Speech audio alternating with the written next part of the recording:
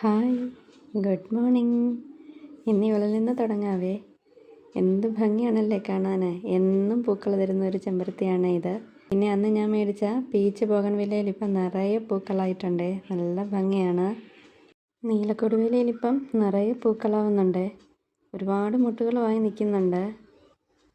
ഈ കാക്കപ്പൂവ് ഈ പോട്ടിൽ തനിയെ മുളച്ച് വന്നാണ്. വിത്തെന്തോ വീണ് കിടന്നതാണ്. ഇപ്പം നിറയെ പൂക്കളായിട്ടുണ്ട്. എൻ്റെ കയ്യിലിപ്പോൾ ഈ ഒരു കളറും മഞ്ഞയും മാത്രമേ ഉള്ളൂ. പിന്നെ ഈ പന്നീർ റോസിൽ അടുത്ത ട്രിപ്പ് വീണ്ടും മുട്ടയിട്ടുണ്ട്. ഇത്തവണ 3 മുട്ടുകളാണേ ഉള്ളത്. പിന്നെ ഈ ചൈനീസ് വയലറ്റിൻ്റെ ഇടയ്ക്ക് ഒരാളുണ്ട്.